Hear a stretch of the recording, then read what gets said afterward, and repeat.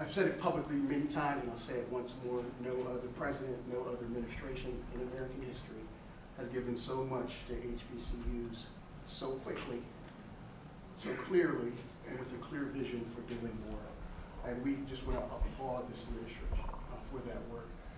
Your initial investment of $7 billion just in the Department of Education alone is outstanding. And I want to add that includes $3.6 billion,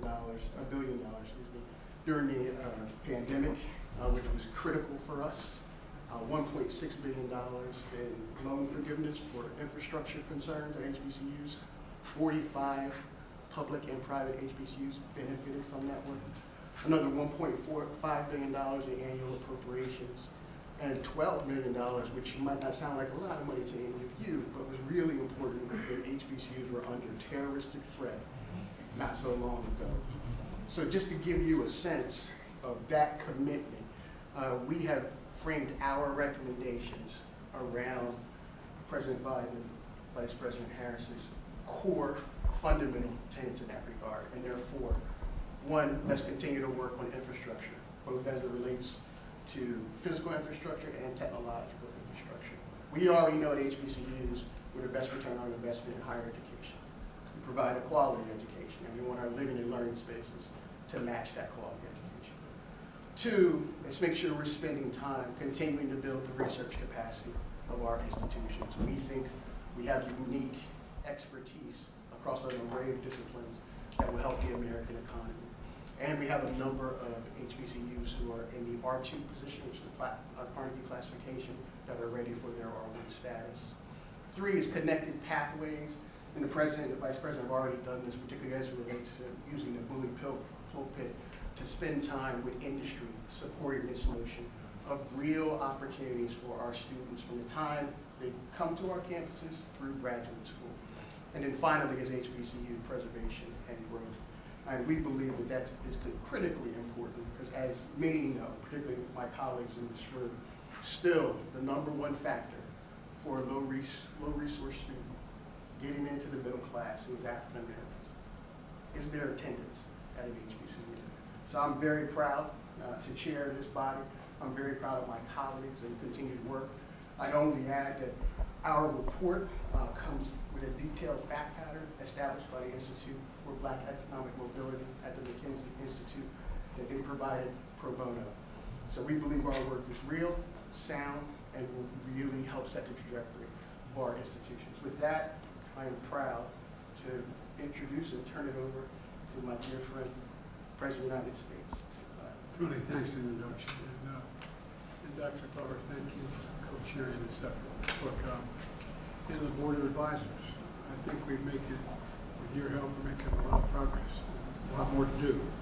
But you know, we just finished a meeting about the critical role HBCUs play and a private discussion we had in here, and what they can do to continue this legacy of excellence and growth.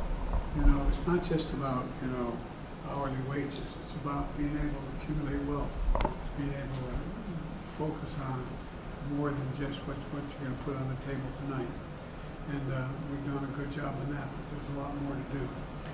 And HBCUs produce 40% of all black engineers in America, 50% of all black lawyers, 70% of all black doctors and dentists, and 80% of all black judges. And HBCUs are engineers of economic mobility because helping increase the black middle class. I know if everybody focus too much on the middle class, if the middle class does well, everybody does well. The poor have a road up and the wealthy still do well. They got to start paying their taxes. And that's why it's critical to invest in these universities. Folks have the audacity to say, I cut funding for, I heard something on the internet, I cut funding for HBCUs. That's the furthest thing from the truth, but then again, a lot on the internet. But I kept my promise to make historic investments in HBCUs. Tony mentioned $7 billion so far, including research investments, the largest increase in Pell Grants in over a decade, a significant percentage of African Americans going to college receive Pell Grants. student debt repayment plan is the total lifetime payment per dollar borrowed for black students and families is cut in half, and established the board to do even more. We just had a good discussion around ensuring HBCUs continue to be strong financially and affordable for students. And Tony, you mentioned the 4 things that you suggested in your report: growth, infrastructure, the whole idea of student support, and research. And I was reminiscing that when I was a senator and then a vice president, I realized we had the ability as vice president, the president had the ability to assign government programs that were funded to, build a new aircraft carrier. Who puts on the deck? Well, we're supposed to pick Americans and American material and American personnel. And I remember going down to a HBCU in northeastern Virginia, and they had the capacity to do anything anyone else did except one thing: they had no laboratories. They had no laboratories. And so the infrastructure of the school is not just housing, not just the classrooms in which you meet in, it's the laboratories to be able to take advantage of the opportunities to compete for the contracts that are being put out by the federal government that generate, and with artificial intelligence around the corner and around the corner back right now, we have to increase that even more. And with regard to the making sure that we engage in making sure that you have student support, well, that's why we increased the Pell Grant so significantly. And we're going to continue to do that, and that's why we're focusing so much on infrastructure and research. And so the point is that in the meantime, I want to say a word about those in Congress who are willing to shut down the government. I know you all want me to stick exactly to the subject. You don't want to ask me any questions about anything else. I know that. But, excuse me, you're having trouble hearing me. I know anyway. In the meantime, I want to say a word about those in Congress who are willing to shut down the government. Just a few months ago, the Speaker of the House and I agreed to spending levels for the government. We were up right to the very edge, almost reneged on our debt, and that we're going to fund essential priorities and still cut the deficit by $1 trillion over the next decade. Now, a small group of extreme House Republicans, they don't want to live up to that deal, and everyone in America could be faced with paying the price for that. We changed it. We made a deal. We shook hands. We said, this is what we're going to do. And now they're reneging on the deal, which is not much of a surprise these days. And the black community in particular is going to suffer if that occurs. For example, shutdown is going to risk nutrition assistance to nearly 7 million moms and children. It's going to disproportionately affect black families. The Department of Housing and Urban Development will have to stop nearly all its enforcement work fighting housing discrimination. EPA would have to stop its important work bringing environmental justice in frontline and fence-line communities, because most of the inspections and hazardous waste sites and chemical facilities would come to a halt. Historic work we're doing to increase the share of federal contract dollars going to small disadvantaged businesses would be disrupted. Funding the government is one of the most basic fundamental responsibilities of Congress, and if Republicans in the House don't start doing their job, we should stop electing them. Now, there's a lot more to say, but let me turn it over to Colin. Well, I want to, as the President has said, welcome and thank each of you for your service. Chair Dr. Allen, Co-Chair Dr. Glover, and the Advisory Board. I am proudly the first Vice President of the United States who was an HBCU graduate, and so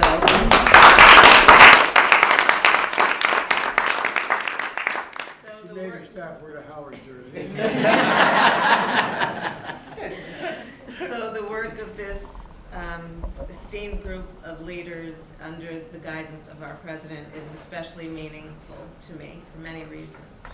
I strongly believe, based on experience and knowledge about what our country needs in terms of its strength and growth and development, that our HBCUs are extraordinary centers of academic excellence and must continue to be supported, not only because of the historical role that they have played in building and helping to contribute to America's leadership and global leadership, but also because, as the President has said, as we look forward, we know that our HBCUs are also pipelines for very extraordinary young people to enter the fields of work that we require to cure disease, to create that which we have not imagined, to supply us with the innovative approaches that will allow us to continue to work on the strength, prosperity, and security of our nation.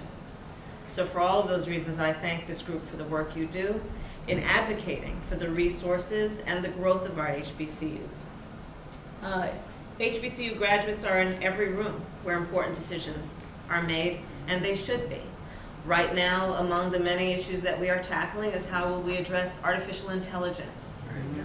One of the issues therein that we have discussed a lot at this very table, in fact, is that we want to ensure that machine learning adapts to and includes the experiences of all people. We therefore will all benefit from HBCU graduates being at the table where those decisions are being made. We came out of a pandemic some time ago. What we know is that when we look at health issues and public health crises, there will be disparities based on people's background, based on their race, and in order to best address those, we're going to want to have people in those fields of research who understand the culture, the mores, and the particular impact that certain communities have. In the media, we want to make sure that those voices are represented, so when the stories are told, the stories will take into account the experiences of particular groups based on experience and tradition and culture. So for all of those reasons, we need our HBCUs. They benefit everyone in our country. The President has been very adamant since we came in office that we will, as Dr. Glover said, we will not just think of our HBCUs as an afterthought, but they will be at the forefront of our mind. So our administration has dedicated at least $7 billion, Dr. Allen, I think you rightly have calculated more, to what we need to do to support these schools, and we will continue to do it, understanding that our HBCUs also have particular challenges. Their endowments tend to be smaller than other universities who are similarly situated.